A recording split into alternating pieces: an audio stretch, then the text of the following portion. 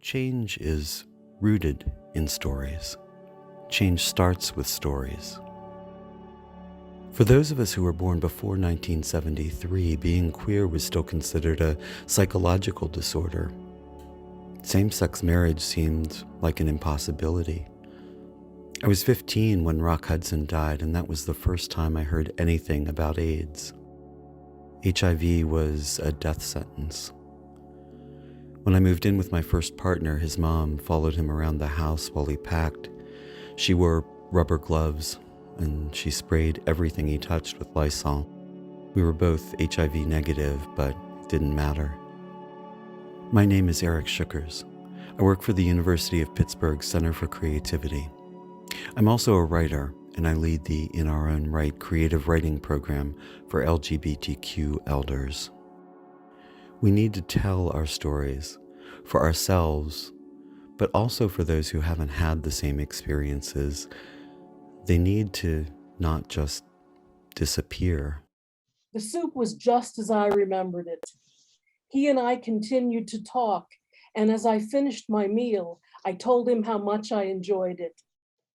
Now M, 31, uses they and them as their pronouns and lives in Ohio with their wife, where they, the two of them, make garlic soup for me. It was really nice to be in a cohort that was both older and queer. It allowed me to be really vulnerable, and it certainly did that for the other folks too. Release my grip on her energy and know that it doesn't impact, it doesn't change, it doesn't punish, it doesn't reward. It just is.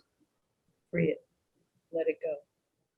I was kind of at that place where I sort of wanted to get out again a little bit, get back into community, but in a way that felt very safe and very welcoming. The writing class was the perfect tool for me to get back into trying that in a way that felt safe, but was still pretty vulnerable. Must I remember the disparaging catcalls, my mitt missing the baseballs?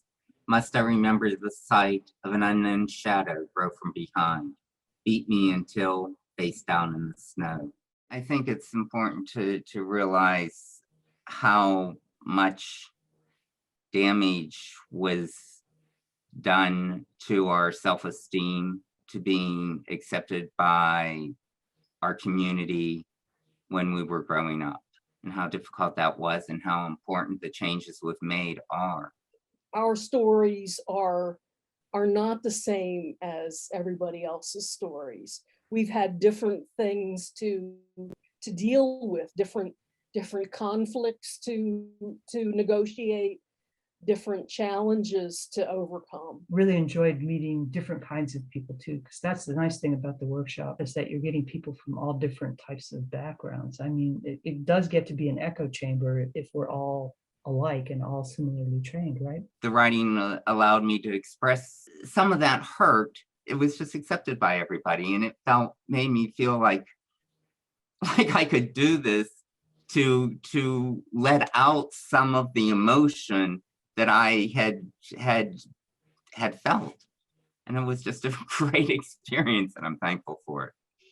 Once people are out of school, the connection to creativity starts to get a little mushy. And this is a way to kind of reinvigorate creativity. Pitt did a good thing by getting behind this.